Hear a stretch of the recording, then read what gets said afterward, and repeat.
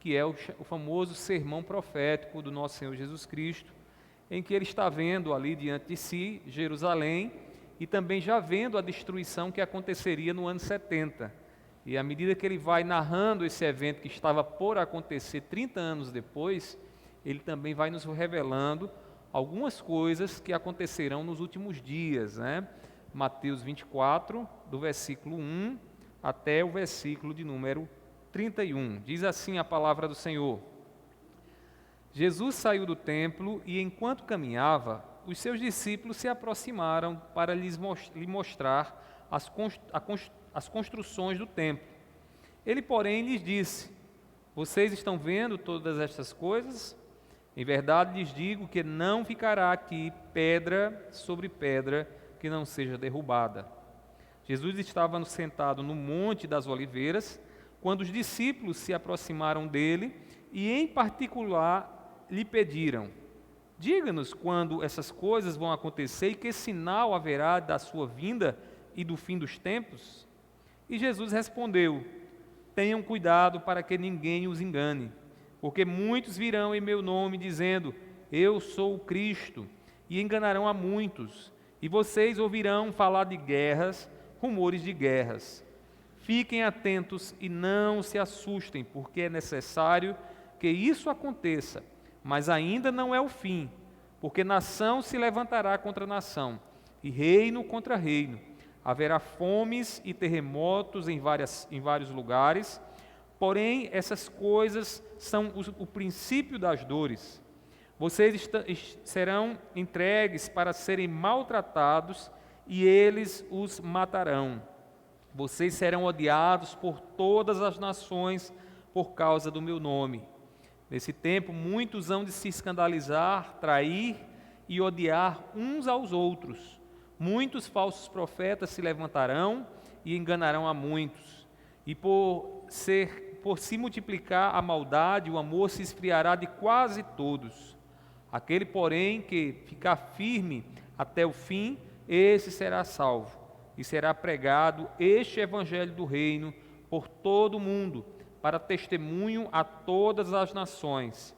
Então virá o fim. Quando, pois, vocês virem, situado no lugar santo, o abominável da desolação, de que falou o profeta Daniel, quem lê entenda, então os que estiverem na Judéia fujam para os montes. Quem estiver no terraço não desça para tirar de casa alguma coisa. E quem estiver no campo não volte atrás para buscar a sua capa. Ai das que estiverem grávidas e das que amamentarem naqueles dias. Orem para que a fuga de vocês não aconteça no inverno, nem no sábado. Porque nesse tempo haverá grande tribulação, como nunca houve desde o princípio do mundo até agora, e nunca jamais haverá.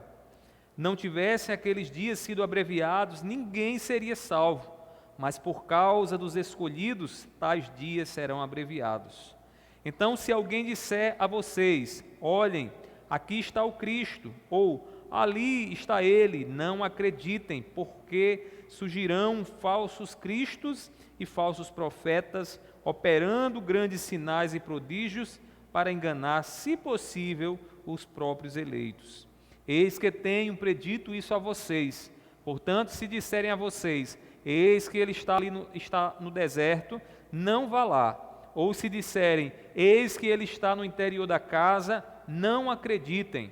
Porque assim como o relâmpago sai do oriente e brilha até o ocidente, assim será a vinda do Filho do Homem.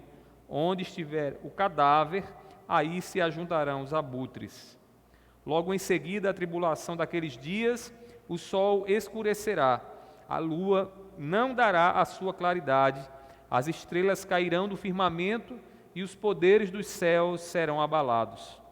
Então aparecerá no céu o sinal do Filho do Homem. Todos os povos da terra se lamentarão e verão o Filho do Homem vindo sobre as nuvens do céu, com poder e grande glória. E ele enviará os seus anjos com grande som de trombeta, os quais reunirão os seus escolhidos dos quatro ventos, de uma a outra extremidade dos céus. Meu Pai, nos ajuda a entender a Tua palavra, nos fortalecer nela. Pai, eu te peço, seja comigo e seja com cada um dos meus irmãos nessa noite, em nome do Teu Filho amado Jesus. Amém. Amém. Podeis sentar, meus irmãos. Meus irmãos, alguém já alegou, né, que é provável que Jesus não venha porque ele está demorando demais. Essa foi uma alegação feita lá no início da história da igreja. Quando nós lemos lá em 2 Pedro capítulo 3, versículos 3 a 4, nós encontramos essa mesma inquietação, essa mesma impaciência, né, de ouvir as promessas de Cristo e não ver essas promessas se cumprindo. Nós não podemos esquecer um detalhe muito importante dentro da história, da nossa história. O nosso tempo nem sempre é o mesmo tempo de Deus. Deus tem o tempo certo para todas as coisas. Às vezes o tempo que nós julgamos ser o melhor tempo não é o melhor tempo para Deus. Além disso, a palavra do Senhor nos diz que a contagem do tempo aos olhos de Deus é bem diferente da nossa. Para nós, um dia é constituído de 24 horas, né? Mas para Deus, 1000 anos é como um dia. Então, 1000 anos para Deus seria o equivalente para nós ao tempo que passamos em 24 horas. Ou seja, Deus tem uma contagem diferente. É por isso que quando Ele fala do retorno do nosso Senhor Jesus Cristo, Ele nos diz que Ele virá de uma forma inesperada, como um ladrão que vem à noite. Ninguém se prepara para receber um ladrão.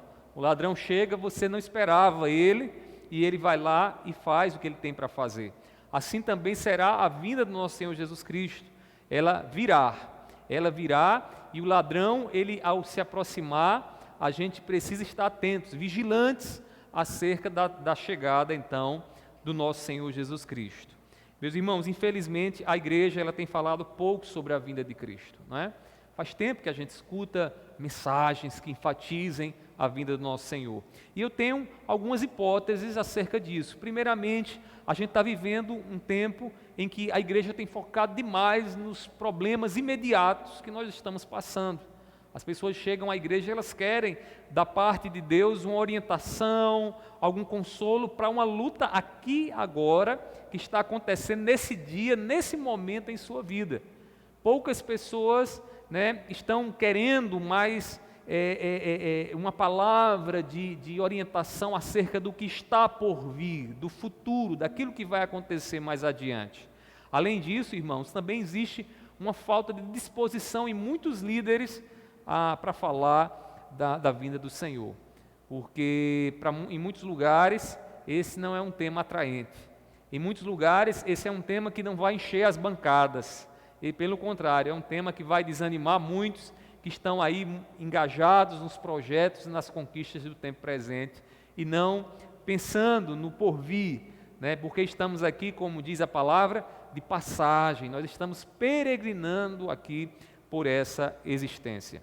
E aqui nesse sermão que nós acabamos de ler, que é o chamado sermão profético do nosso Senhor Jesus Cristo, nós somos instigados por Jesus a observar o que é que está acontecendo no mundo à nossa volta. Jesus quer que os seus discípulos entendam o que está acontecendo no tempo.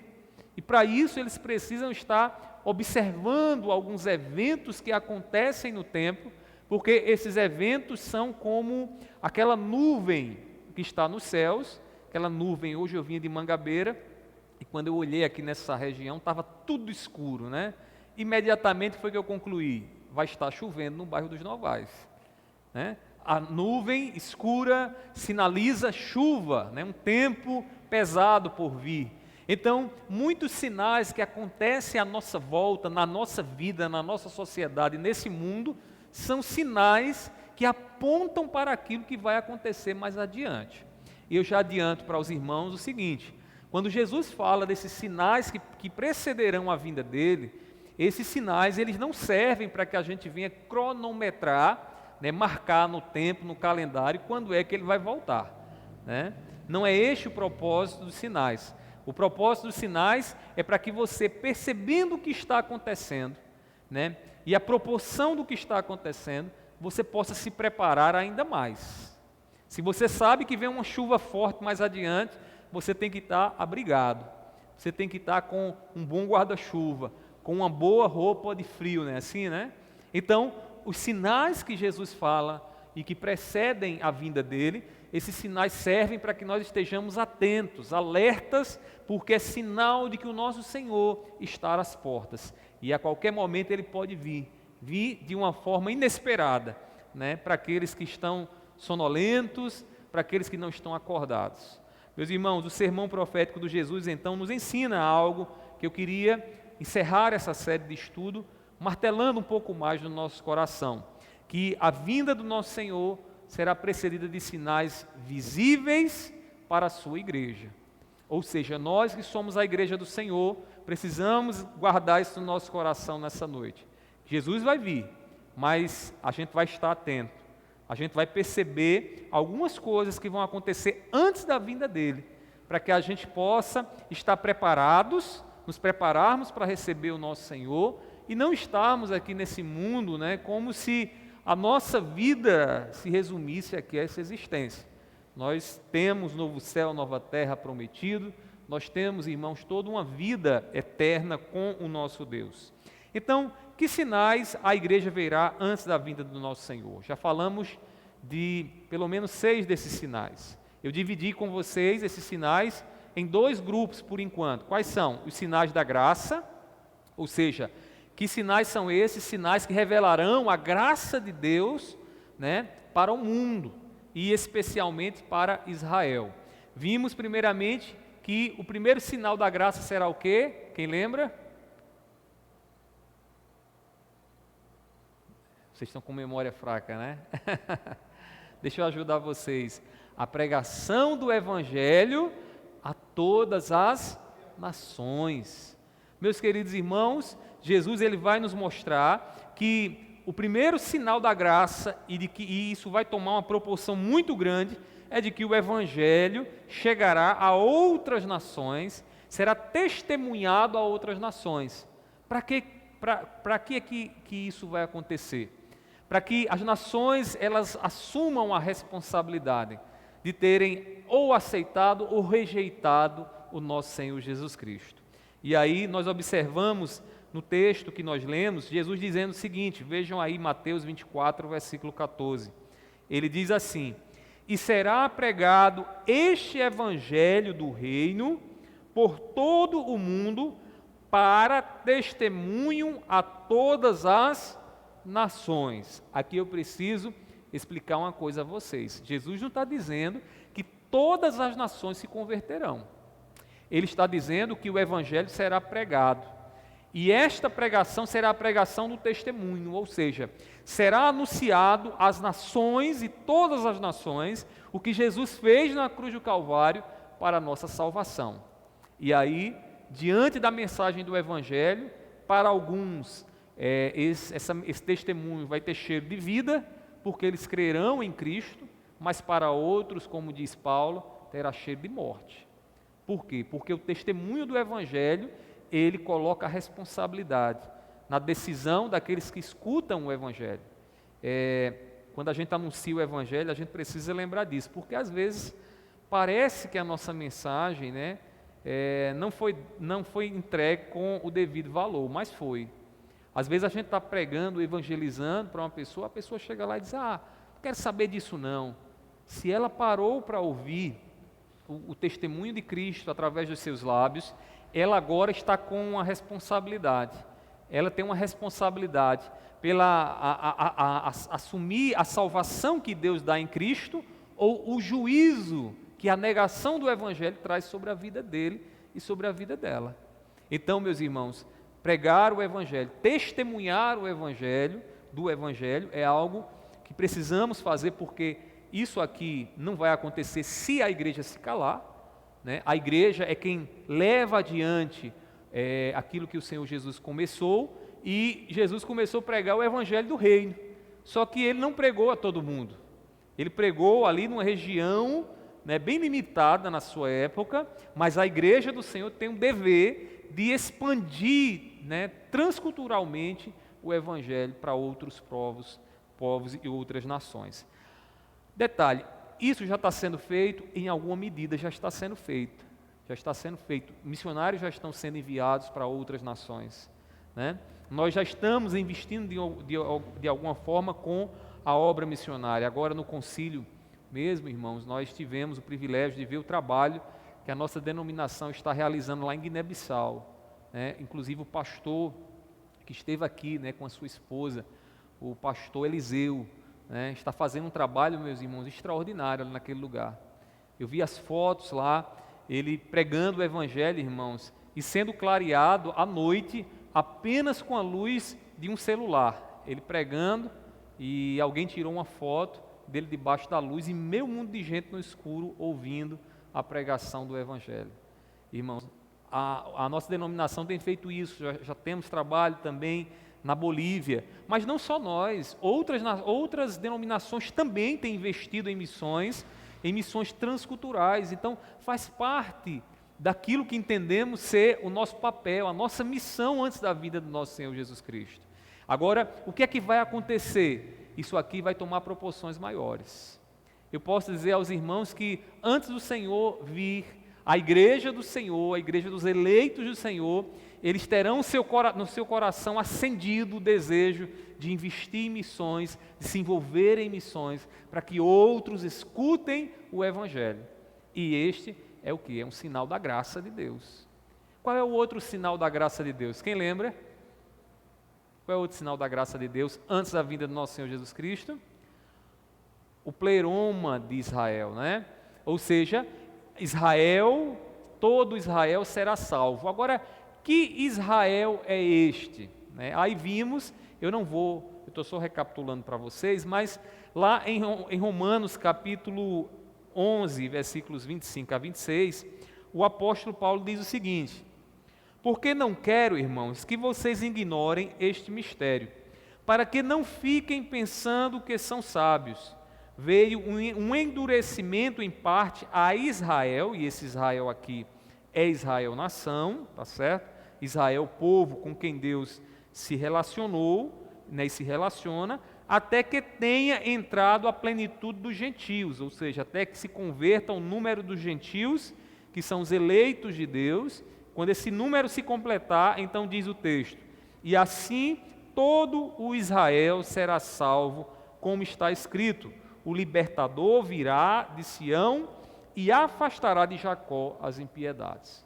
Eu queria destacar para vocês a expressão todo Israel será salvo. O que é esse todo Israel? É a nação de Israel, toda a nação de Israel que será salva? Não. Aqui, quando o escritor fala, ele não está falando, à luz do contexto, de toda a nação de Israel. Até porque dentro de Israel muitos rejeitarão a Cristo Jesus, e não há salvação se não for por Cristo Jesus. Nós não aceitamos aquela ideia de que Deus tem um plano para Israel e um plano para a igreja. Israel e a igreja são uma coisa só. Agora, o que é interessante notar aqui nesse capítulo 11 é o seguinte, irmãos, é que quando Paulo fala aqui de Israel, ele usa 11 vezes o termo Israel. 10 vezes ele fala de Israel como nação. Por que é que no último Israel, ele vai tratar Israel diferente disso? Não pode, né? Não pode, seria um erro exegético aqui. Então, o que é que nós entendemos? Que aqui trata de Israel nação. Porém, este Israel que ele está falando aqui, são aqueles dentro de Israel que aceitarão Jesus como Senhor. Em termos práticos, o que é que nós veremos com relação ao sinal que precede a vinda do Senhor? Nós veremos os noticiários informando, né, de que muitos judeus estão se convertendo a Cristo. E isso a gente já pode ver, né? Existem informações, irmãos, de que muitos judeus têm aceitado, têm recebido Cristo como o Messias aguardado por eles. É verdade que ainda não é com a magnitude que vai acontecer, porque, de acordo com o que estamos falando aqui, antes da vinda do Senhor, isso vai se tornar cada vez mais notório, ou seja, as pessoas vão então perceber que há algo de anormal na conversão desses judeus, né? Que detalhe, os judeus eles não aceitam Jesus como Messias. Para eles, Jesus é um homem sábio, né? Talvez até, quem sabe, um profeta, mas não o Messias, o ungido, né? O que vem lá de Davi. Então os judeus eles não aceitam isso. E aí, mas temos visto essa conversão, né? E acreditamos que esse também será um dos sinais da graça de Deus que será revelado antes da vinda do Senhor. Então, são dois os sinais da graça. Quais são eles? A pregação do Evangelho a todas as nações e a conversão do Israel do Senhor dentro da nação de Israel. Mas aí também vimos, irmãos, que existem sinais de oposição a Deus. E quais são os 3 sinais, quem lembra? Vocês têm que exercitar a mente, né? Às vezes, agora, deixa eu fazer aqui uma observação. A gente está vivendo uma época, irmãos, que a gente tem exercitado pouco a nossa memória. Isso não é bom. Isso não é bom. Às vezes eu lembro que ainda na adolescência a gente tinha que memorizar o número do celular, né?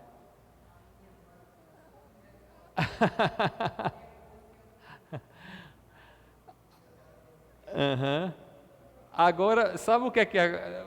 Quando não é uma questão de enfermidade, a gente hoje está tão acostumado com a tecnologia que a gente escuta o número e imediatamente a gente grava na agenda e a gente não quer memorizar, né?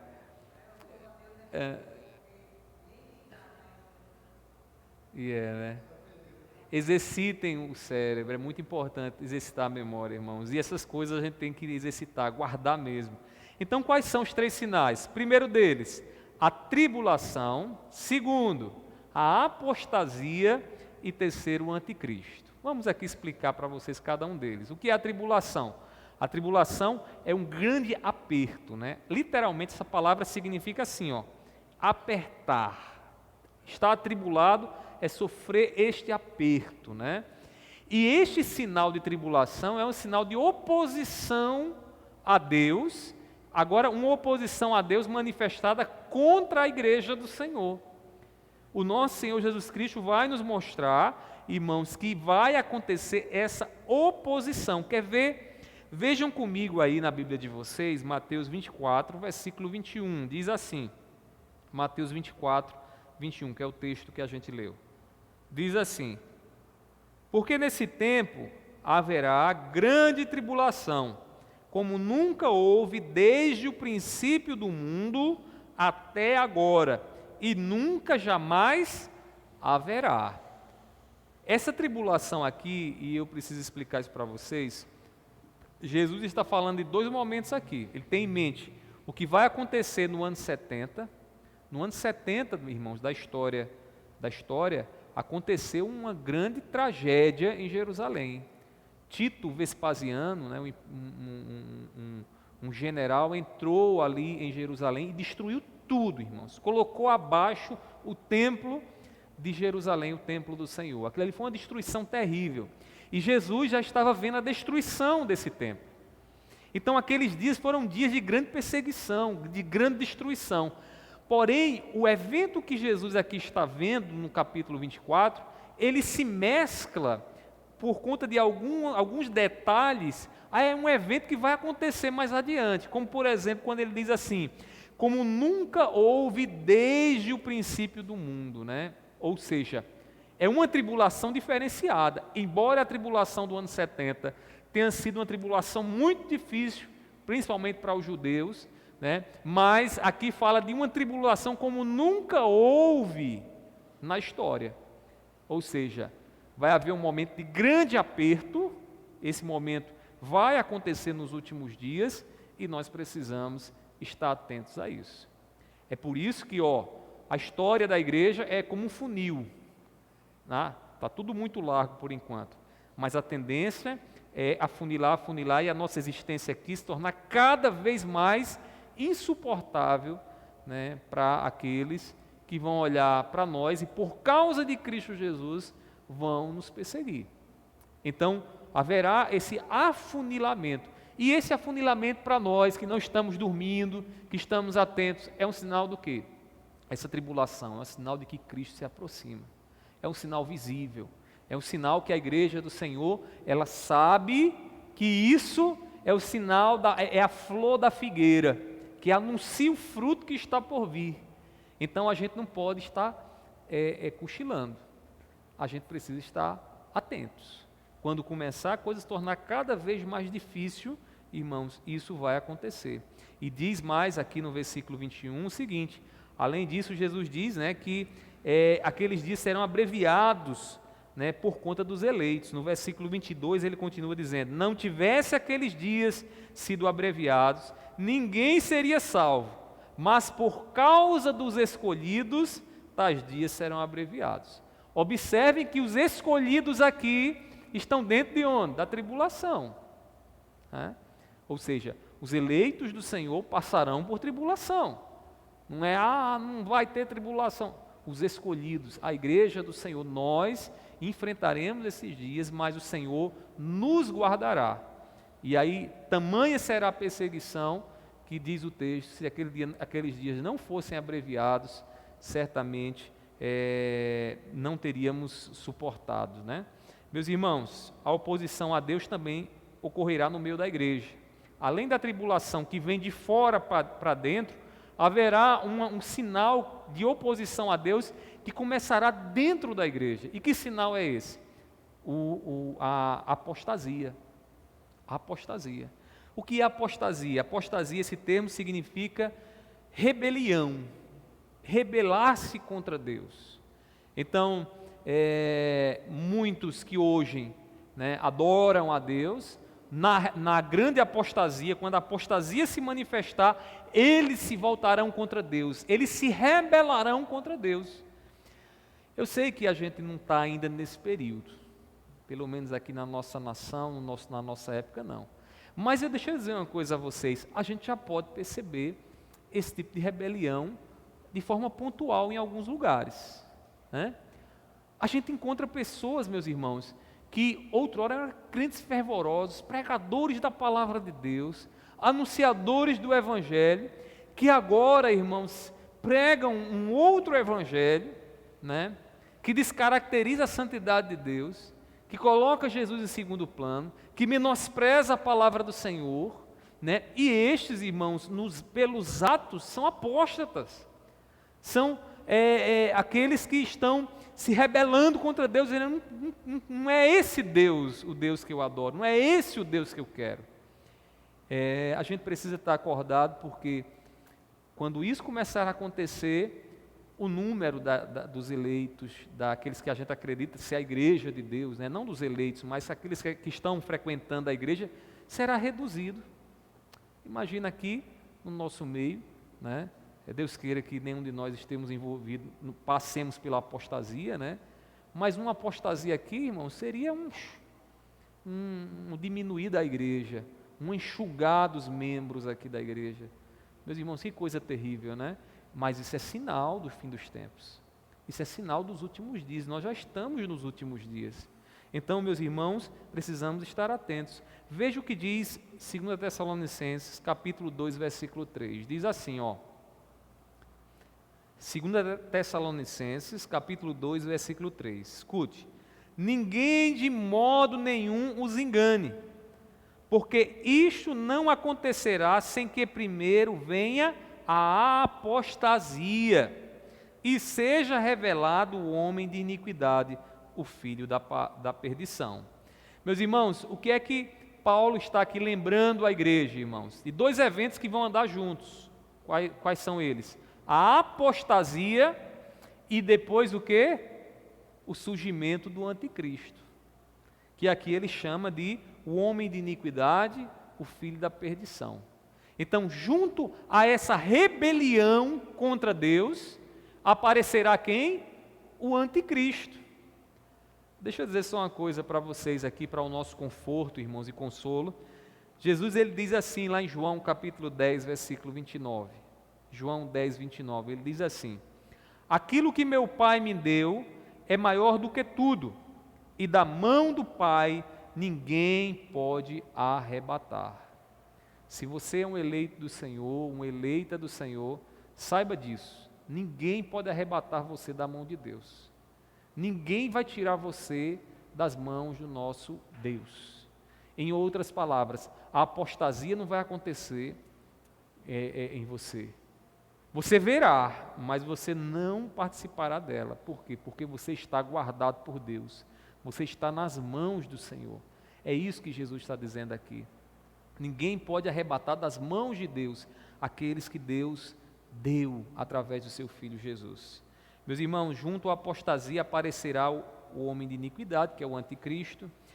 A gente encontra na Bíblia muitas vezes esse termo anticristo no plural, anticristos. E o pensamento do anticristo já apareceu em muitos lugares, né? O que é o pensamento do anticristo? O pensamento que se opõe a Cristo. Perceba que a apostasia e o anticristo estão muito próximos um do outro, né? O apóstata, ele se rebela contra Deus, e o anticristo se opõe a Cristo. É uma pessoa que se opõe a Cristo. À medida que a rebelião acontece, o anticristo, ele assume um lugar, né, de liderança, um lugar de destaque. Por quê? Porque ele será o líder daqueles que se oporão a Deus, daqueles que rejeitarão o Evangelho, daqueles que não aceitarão Jesus como Senhor e zombarão e blasfemarão contra o Senhor. Meus irmãos, o homem de iniquidade, também chamado, né, aparecerá junto a essa rebelião. Ele aparecerá com algumas obras bem surpreendentes, e eu queria destacar para vocês algumas características desse anticristo, para você poder estar atento. Primeiro, ele será uma pessoa, né? Ele será uma pessoa. Segundo, será objeto de adoração, conforme 2 Tessalonicenses 2,4, ele tomará o lugar, ele vai querer tomar o lugar de Deus, né? Ou seja, ele vai se colocar no lugar de Deus. Terceiro, fará uso de milagres enganosos e falsos ensinos. Ele fará coisas surpreendentes que muita gente vai olhar e vai dizer: rapaz, é de Deus esse negócio. É de Deus. Às vezes a gente encontra pessoas assim, né? Que porque alguém diz que realizou um milagre ou fez algum milagre, uma obra sobrenatural, automaticamente a pessoa associa isso a Deus. E não pode ser assim. Não pode, porque o anticristo vai se revelar com sinais extraordinários. Tempo desse, eu estava lá na integração, e tinha um cartaz lá, bem chamativo. Na imagem do cartaz tinha várias muletas e partes de corpo, né? O pessoal, quando usa, né, uma perna, um braço, e coloca lá, né, uma prótese, né? Várias próteses acumuladas assim como um monte. E tinha uma chamada: pastor fulano de tal, venha receber seu milagre, né? E imediatamente aquilo ali passa aquela ideia: Deus está operando, é Deus que está fazendo. Deus faz. Nós cremos piamente que Deus, ele opera milagres, ele cura, ele sara, ele faz como ele quer. Mas todas as vezes que a gente vê que a ênfase, irmãos, é posta em sinais sobrenaturais, né? A gente precisa ficar atento, irmãos. Porque nos últimos dias, no final dos tempos, o anticristo, ele vai se revelar com sinais estrondosos. Todo mundo vai olhar e vai dizer: é muito poder, é grandioso o que ele está fazendo. E onde é que está o problema, irmãos? O problema é que ele é um instrumento de Satanás, que as ações dele são ações para nos distanciar de Deus, tentar nos tirar dos caminhos do Senhor. Veja o que diz a 2 Tessalonicenses 2, versículos 9 e 11. Eu vou ler, acompanhe na sua Bíblia.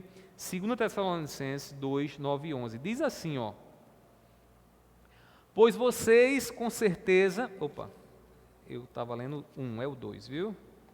2, 9 e 11, diz assim: ora, o aparecimento do iníquo é segundo a ação de quem? De Satanás, com todo o poder, sinais e prodígios da mentira, porque é próprio de Satanás fazer coisa mentirosa, fazer ilusão, né?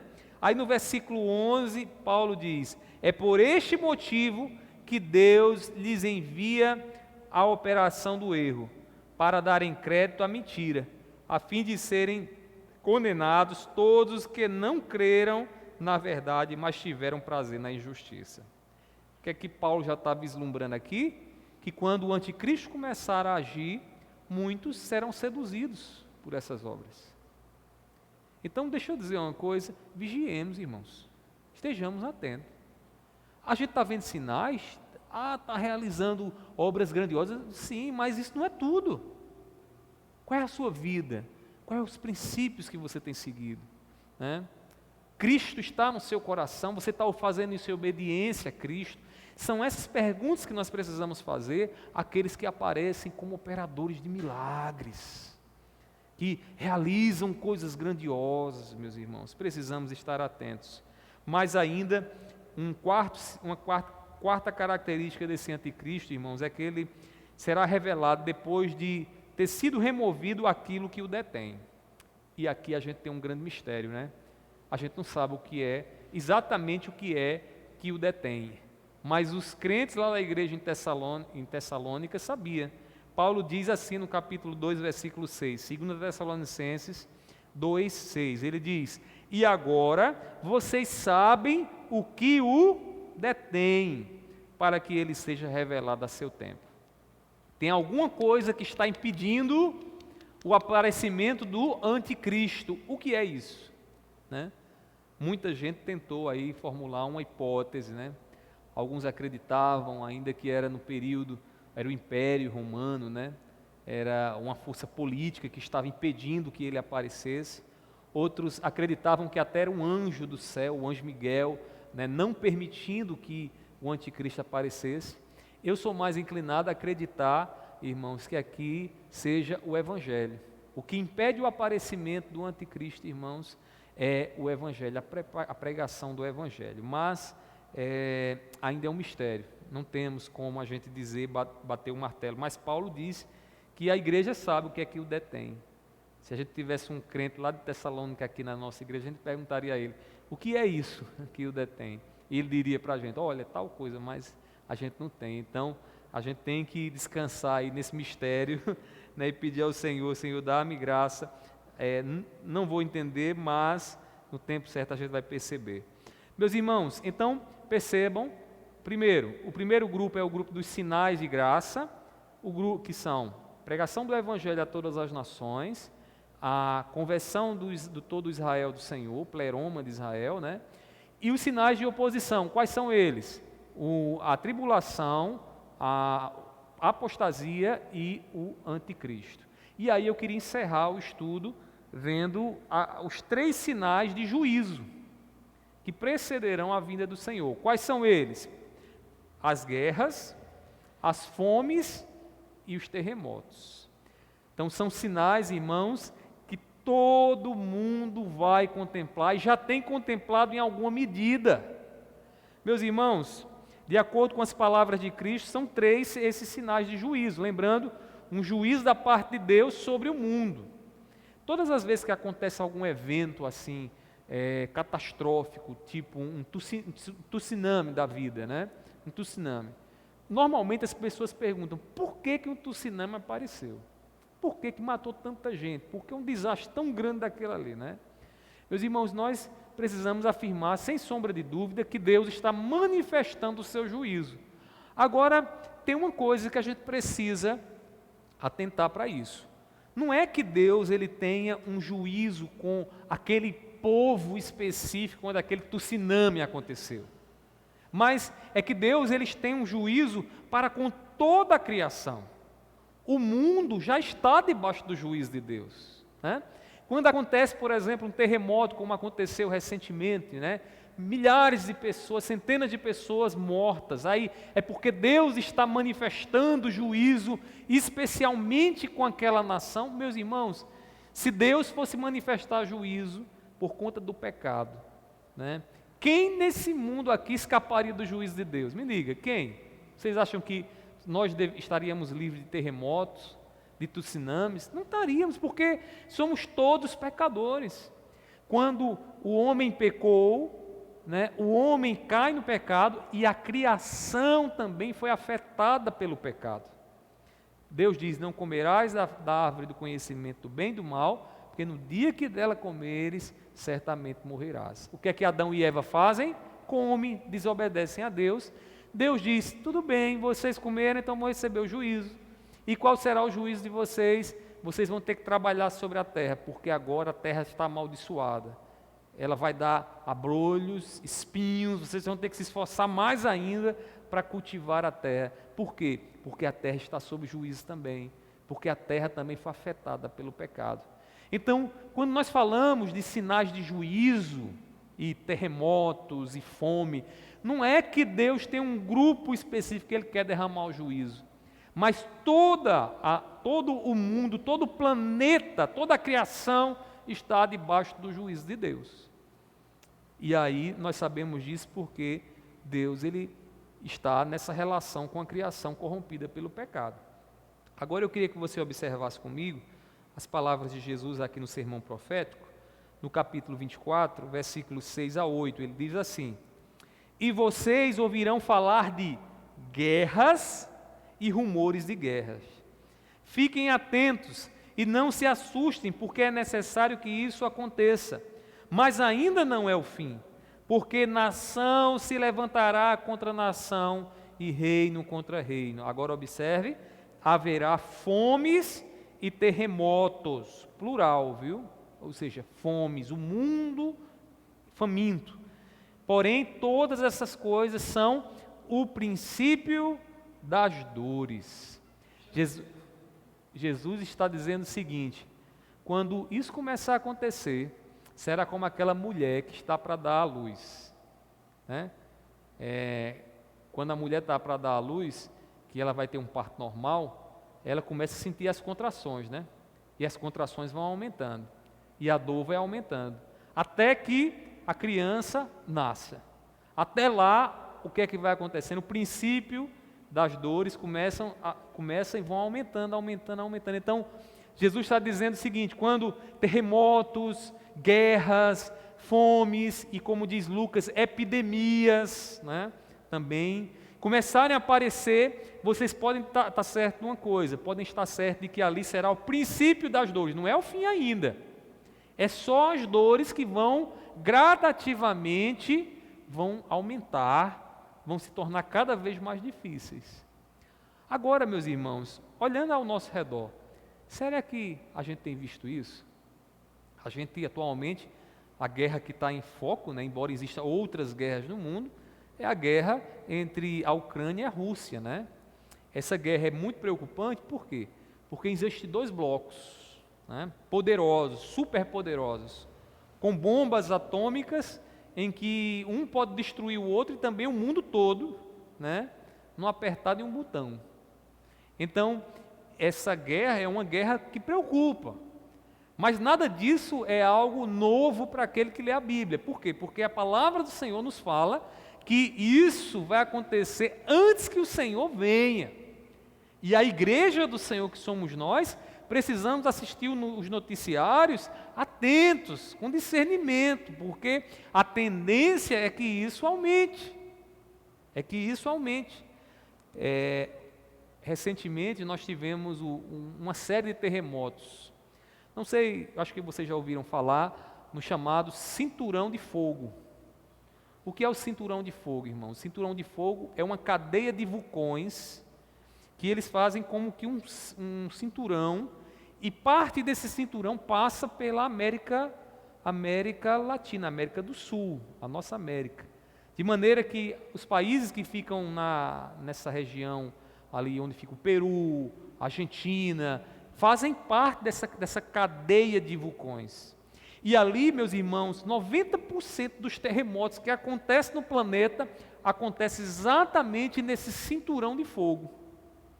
E recentemente houve o terremoto, né, aqui na América do Sul, né, que para muita gente foi até, de certa forma, uma novidade, né, porque a gente via muito nos países asiáticos e tal, e de repente está acontecendo aqui também.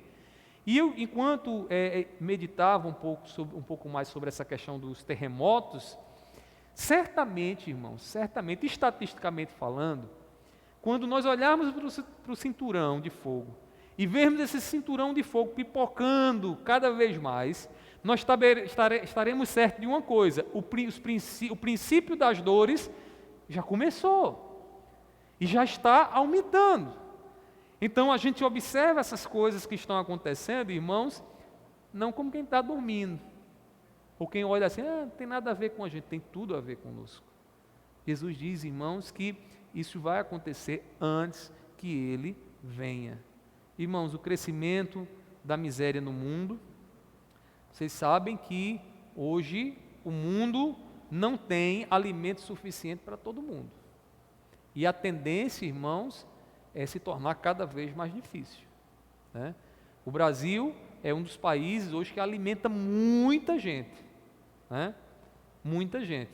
Mas vai chegar um certo momento em que a comida não vai dar para todo mundo. E o que é que vai acontecer? A miséria vai se tornar ainda maior, porque já existe muita gente com fome, né? E não são só nos países africanos, né? Em outros países, inclusive países desenvolvidos, tem gente na miséria, gente passando fome, irmãos. Então, aqui Jesus está dizendo que isso vai acontecer, e isso é o quê? Sinal de juízo. Por que a fome acontece, irmãos? Por que os terremotos acontecem? Por que as guerras estão acontecendo e vão acontecer ainda mais? Porque Deus está em juízo com o planeta. Paulo diz, irmãos, lá em Romanos capítulo 8, que a criação geme pela revelação dos filhos de Deus. Por que ela geme? Ela deseja a revelação dos filhos de Deus. Porque, irmãos, este mundo no estado que está, ele está corrompido pelo pecado. E é necessário novo céu e nova terra, onde não vai haver mais guerra, onde não vai haver mais terremotos, onde não vai haver mais fome, que ela venha, que ela apareça. Portanto, meus irmãos, esses sinais virão, mas eles não serão um fim, como diz o texto. Em Mateus 24, 6 diz, e vocês ouvirão falar de guerras e rumores de guerra. Fiquem atentos e não se assustem, porque é necessário que isso aconteça.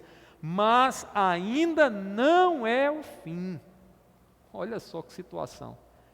A gente vai ver tudo isso aqui e não será o fim ainda de tudo, né? Será o princípio das dores. Por quanto tempo isso vai se prolongar? Não sei dizer-vos, irmãos. Mas eu sei que isso vai acontecer. Isso vai acontecer antes que o nosso Senhor venha. Meus irmãos, as catástrofes que temos testemunhado nesse mundo devem nos levar à vigilância, né? Como aquele vigilante que está ali, o de sentinela, né? Ele fica observando tudo o que está acontecendo. De repente um passo que é dado, um movimento estranho, uma luz que pisca, ele fica atento, porque tudo aquilo ali possa ser o sinal de que alguma coisa vai acontecer. Então, esses sinais que nós falamos aqui, nesses 3 estudos, eles têm esse propósito de nos tornar cada vez mais vigilantes. Todos esses sinais você já encontra em alguma medida nos nossos dias. Encontra ou não encontra? Encontra. Se você lê o jornal, se você observar o que está acontecendo no mundo, você vai perceber que em alguma medida esses sinais já estão lá. O que é que como crente nós precisamos entender? Que esses sinais, antes que o Senhor venha, eles vão tomar um volume, uma proporção muito maior do que o que nós estamos vendo agora. Tudo isso é para determinarmos o dia e a hora que Jesus vai vir? Não. É para que a gente se santifique mais, para que a gente busque mais de Deus, para que a gente se aproxime mais no conhecimento de Cristo, em Deus, para que quando Ele vier, irmãos, Ele nos venha e nos pegue aguardando, preparados para nos encontrar com Ele. Que Deus nos ajude, irmãos, que Deus nos dê a graça de compreendermos esses sinais, né, e estarmos vigilantes, preparados para esse grande dia que acontecerá. Então, só para a gente encerrar, quais são os sinais? Quais são os sinais da graça? Pregação do Evangelho a todas as nações, conversão de todo Israel. Quais são os sinais de oposição? Tribulação, apostasia e o anticristo, muito bem. E os sinais de juízo, quais são? Terremotos, fomes e guerras. Que Deus nos ajude, que a gente guarde em nosso coração. Se não memorizou, depois vai no YouTube da igreja, assiste de novo, escreve, memoriza, guarda, porque são importantes para que a gente esteja atentos. Os irmãos querem fazer alguma colocação, alguma pergunta? Diga, Reinaldo.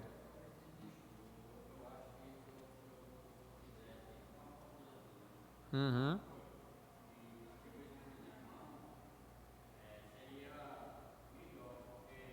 Ótimo.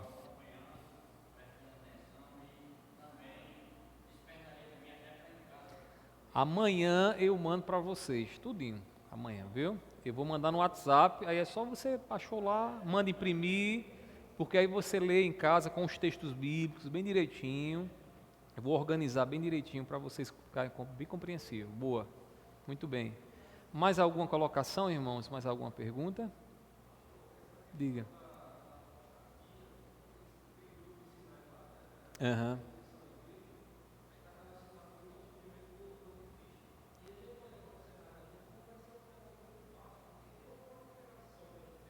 Aham, é verdade, Pedro. Aham. Então, porque não é aquela apostasia do ateu.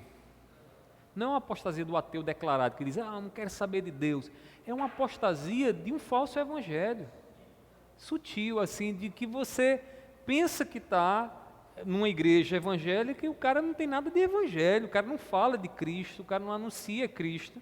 Então é um engano, né? O espírito do engano mesmo que vai operar. É por isso que a gente precisa buscar conhecer mais de Jesus, conhecer mais das Escrituras, para que a gente não venha cair nesse engodo. E detalhe, irmãos, não será uma coisa tão simples assim, fácil de ser discernido. Porque vai ter sinais, irmãos, prodígios, coisas grandiosas vão acontecer. Além disso, o falso ensino, a sutileza, porque diz que é o espírito da mentira que opera no anticristo. Então, é uma coisa ilusória mesmo, é criar uma ilusão de um céu e de uma paz e uma segurança, como Paulo vai dizer, paz e segurança é aqui mesmo, o céu é aqui, vamos ficar por aqui mesmo. E é tudo enganação, tudo para seduzir. Então, a gente tem que conhecer mais a palavra. Agora, eu me preocupo com aqueles que estão em casa, né, que às vezes não estão lendo a Bíblia, às vezes têm um conhecimento muito superficial, não pergunta, porque eu acho que a gente tem aqui mestres, eu estou à disposição de vocês para a gente poder conversar sobre essas coisas, e tem que haver esse despertamento, para que a gente possa, conhecendo, perguntando, né, a gente possa conhecer mais e estar preparado, né? Quando começa a aparecer uma coisa na casa da gente, sei lá, que a gente não sabe como resolver, a gente começa a conversar com um e com o outro aqui, com quem sabe, né? Esses dias eu cheguei de viagem e estava chovendo muito aqui, irmãos, a água subiu e alojou areia dentro das roldanas do portão que abre lá, a garagem lá da casa pastoral. E quando eu cheguei de viagem, que fui abrir, meus irmãos, e quem disse que a porta abria? 9h30 da noite, eu digo, meu Deus, e agora? Aí eu e Mireles, vamos ver se a gente bota força. Travou, irmão Zé Pedro, travou mesmo. E aí eu tentei, sei que eu com ela, a gente botou muita força lá e conseguimos arrastar o portão para o lado, porque aquele portão pesa uns 200 quilos. É feito de sucupira, a madeira, não sei como é o negócio daquele não, irmão. Hoje os portões são de alumínio, né, bem levezinho, o bicho é sucupira, pesadão que só. Aí puxamos, depois conseguimos com muito esforço botar no lugar. Mas aí, como eu não sei resolver aquilo, foi que eu fiz, conversei com o nosso irmão Louro, eu digo, Louro, como é que resolve isso aqui? O Louro foi lá, ele conhecia, e ele foi instruindo, me mostrando, ensinando, eu fui aprendendo, e ele ajeitou lá o portão, tá uma mil maravilha agora, bem levezinho lá, colocou rodanas novas. Então, quando a gente não sabe de uma coisa, a gente tem que conversar com quem sabe, perguntar como é, por quê, como foi e tal, e a gente vai aprendendo. Então, a palavra do Senhor é assim. Conversem mais, queiram saber mais, irmãos, para que a gente esteja acordado, sóbrios, né, nesses dias. De jeito nenhum, de jeito nenhum. A gente não deveria ter essa vergonha não, de perguntar não, viu? Então, meus irmãos, Deus abençoe, e é como o Pedro colocou muito bem, será sutil demais, né? Então estejamos atentos. A TV, a internet favorece muito, né? A gente está escutando muita gente aí que não prega o Evangelho, irmãos, não prega, infelizmente não prega, viu? Cuidado. Vamos ficar de pé, vamos orar em nome de Jesus. Meu Deus, nós te agradecemos, Senhor, por essa série que hoje concluímos. Pai, que esse ensinamento fique guardado no coração. Pai, foi tão rápido, teremos outros momentos para trabalhar e aprofundar ainda mais esse conteúdo. E eu te peço que os teus servos, diante do que ouviram aqui, eles possam receber da tua parte luz para entender o que está acontecendo ao seu redor e se livrar do mal e correr para os teus pés e para o teu trono de graça. Pai, seja conosco no restante dessa noite, abençoa-nos naquilo que ainda temos para fazer. Assim eu te oro, assim eu te peço e te agradeço, em nome do teu Filho amado Jesus. Amém. Que a graça do nosso Senhor Jesus Cristo, o amor de Deus e a comunhão do Espírito Santo estejam sobre todos, hoje e para todo sempre. Amém. Amanhã eu mando para todos vocês